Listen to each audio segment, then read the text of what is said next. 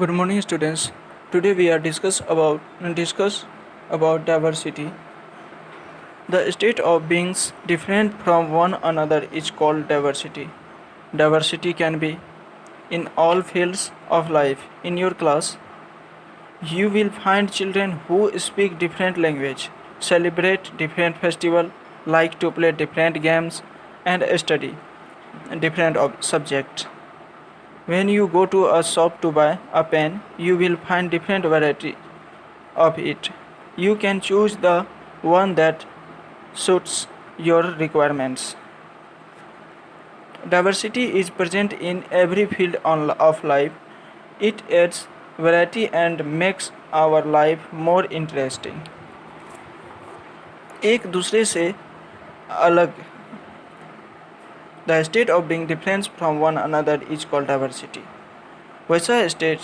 वैसी अवस्था जो एक दूसरे से अलग होता है उसे हम डाइवर्सिटी कहते हैं। डाइवर्सिटी अब जीवन में हर एक क्षेत्र में हो सकता है। अपने क्लास में देख सकते हो कि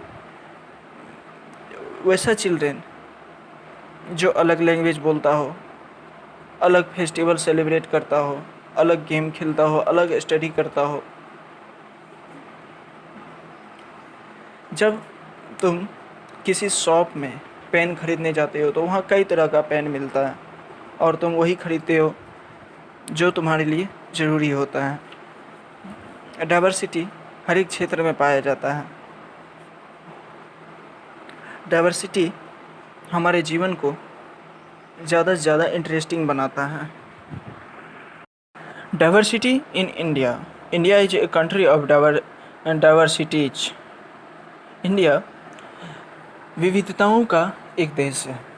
diversity has been one of our most remarkable features. People belonging to different religions and speaking different language live in India. India में रहने वाला व्यक्ति इंडिया में कई तरह के व्यक्ति रहते हैं और वे अलग अलग तरह के भाषाएं, अलग अलग तरह के धर्म के होते हैं। However, in spite of this diversity, a basic unity binds us together. This lends us our identity as Indians. People of India are Indians first. All other identity comes later. Underlying the spirit of unity in diversity determine our identity as Indians. It is also an integral part of our heritage. India diversity का एक देश है, विविधताओं का एक देश है। यह कई तरह की रिमार्केबल फीचर्स डाइवर्सिटी का पाया जाता है। पीपल अलग अलग धर्म, अलग अलग भाषा बोलने वाले इंडिया में रहते हैं। यही हमें एक दूसरे के साथ जोड़े हुए रखता है और यही हमारी पहचान है कि हम भारतीय हैं। इंडिया में रहने वाला व्यक्ति पहले वो इंडियन है, उसके बाद उसका दूसरा आइडेंटिटी आता है। यूनिटी इन डाइवर्सिटी, विविधता में एकता, यही हमारी पहचान है कि हम भारतीय हैं। और डाइवर्सिटी एक हमारे हेरिटेज का, हमारे विरासत का एक इंटीग्रल पार्ट है, एक महत्वपूर्ण पार्ट है। The history of diversity in the past, India was a very rich country. People from different parts of the world come to India to control its wealth. Gradually, they settled down and mingled with people living here. You will read more on this in your history lessons. People who come from outside adopted certain elements of our culture while retaining some elements of their own cultures. This intermingling of culture led to the emergence of new languages, dance forms, schools of music and painting, new cuisines and religions. Different cultures, those influenced different culture, those influenced one another and about diversity. Ancient India में यानी प्राचीन समय में भारत बहुत ही धनी देश था। यहाँ के व्यक्ति काफ़ी धनी होते थे और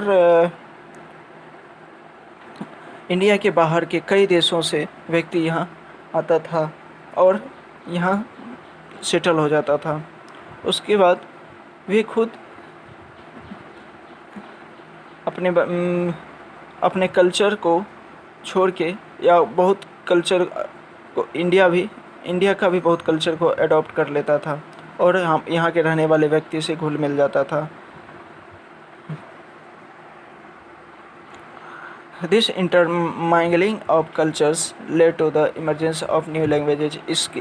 ये इंटरमाइंगलिंग दूसरे देश से आए हुए व्यक्ति का इंडियन के साथ घुल मिल जाने से कई नया लैंग्वेज का जन्म हुआ, कई तरह के डांस फॉर्म का जन्म हुआ, कई तरह के म्यूजिक और पेंटिंग स्कूल का जन्म हुआ, नए रिलीजन का जन्म हुआ। Different culture those influenced one another and about diversity. अलग अलग तरह के कल्चर्स एक दूसरे को काफ़ी प्रभावित किया और इससे diversity I. Kinds of diversity. India is a land of enormous physical diversity. There are the lofty Himalayas, fertile plains, the Deccan Plateau, west coastal areas, the arid Thar Desert, and many other landforms. The existence of India as a nation depends on the interrelation of different regions and their dependence on one another.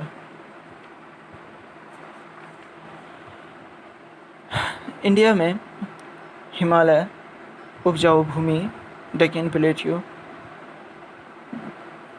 विस्तृत coastal area, विस्तृत तटीय मैदान और Thar desert और कई तरह के land forms हैं।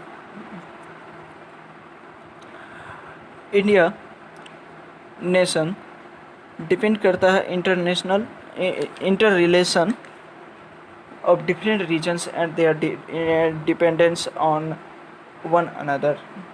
इंडिया डिपेंड करता है एक अलग डिफरेंट टाइप के रीजन में, डिफरेंट टाइप के आत्मनिर्भरता पर। Rice and wheat, the staple food of the country is grown in the fertile plains. गेहूँ, चावल एक स्टेपल फूड्स है जो कि फर्टाइल प्लेन्स में उगाया जाता है। The mountains are a source of many rivers. Coast mountains कई रिवर्स का एक स्रोत है। कोस्टल एरिया प्रोवाइड फिश और तटीय इलाका जो है वो हमें फिश प्रोवाइड करता है। The Deccan plateau grows cotton and is also a store house of essentials minerals. Deccan plateau cotton Deccan plateau से हमें कॉटन प्राप्त होता है और डेक्कन प्लेट्यू कई महत्वपूर्ण और ज़रूरी मिनरल्स का स्टोर हाउस है। A person living in Delhi will get coconut grown in the coastal areas, while a person living in the coastal area will eat rice grown in the northern plains, only because the different regions of the country are connected to each other. Delhi में रहने वाला व्यक्ति coconut उगाता है, coastal area का व्यक्ति या plain area का व्यक्ति राइस या व्हीट ग्रो करता है। इस वजह से पूरी कंट्री का एक दूसरे से इंटर रिलेशन और एक दूसरे से वे कनेक्टेड रहते हैं। The diversity in physical features add a lot of variety to our culture as well. While women living in the cold climate of Kashmir wear woolen aprons, a woman living in the hot and humid Bengal prefers wearing a cotton sari. Bhangra and Gidda are popular dance form of the vibrant and energetic people of Punjab. The Asmis like matching their steps to the suitable steps of the subtle and artistic dance from Bihu. India में diversity के कई physical features हैं, जैसे कश्मीर में रहने वाले में रहने वाली औरत फिरन्स पहनती है, और ह्यूमिड या हॉट एरिया में रहने वाली लेडीज औरत जो बंगाल में, जैसे बंगाल की लेडीज कॉटन साड़ी पहनती है। भांगड़ा और गिद्दा एक पॉपुलर डांस है और एक एनर्जेटिक डांस भी है पंजाब के पीपल का। द असमी एक आर्टिस्टिक डांस है असम का। असमी लोग असम में रहने वाले बिहू डांस करते हैं, जो कि एक आर्टिस्टिक डांस भी है। Religious diversity. India is a secular country. This means that people of India have the right to follow any religions of their choice and celebrate their religious festivals. Religious communities such as Hindu, Muslim, Sikh, Christians, Jains, Parsis, Jews, and Buddhists consider India their home and live in peace and harmony. The government of the country treats people of all religions alike without any kind of discrimination.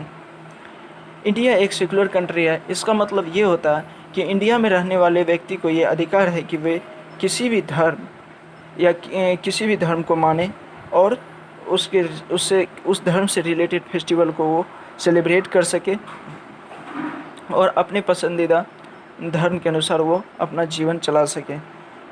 Hindu, Muslim, Sikh, Christian, Jain, Parsi और भी कई religious के व्यक्ति India में रहते हैं और ये इंडिया को अपना घर मानते हैं और यहाँ शांति और विनम्र के साथ रहते हैं। और हमारी जो गवर्नमेंट है वो भी कंट्री के सभी पीपल के साथ एक समान व्यवहार करते हैं और किसी भी धर्म को लेके हमारी गवर्नमेंट कभी भी कोई भेदभाव नहीं करती। Linguistic and regional diversity. People of India speak different languages and dialects and use different scripts. The 8th schedule of the Indian Constitution recognizes 22 languages. Hindi is the primary official language while English is the secondary official language. The government encourages every state to develop its language and culture. Bharat में रहने वाले व्यक्ति कई तरह की भाषाएं बोलते हैं और वे कई तरह के स्क्रिप्ट यूज करते हैं। हमारे संविधान के 8वीं अनुसूची में 22 भाषाओं को शामिल किया गया है। हिंदी हमारा प्राथमिक आधिकारिक भाषा है। हिंदी प्राइमरी ऑफिशियल लैंग्वेज यानी प्राथमिक ऑफिशियल भाषा है और इंग्लिश सेकेंडरी ऑफिशियल लैंग्वेज यानी इंग्लिश जो है, अंग्रेजी हमारे देश के लिए द्वितीय आधिकारिक भाषा है।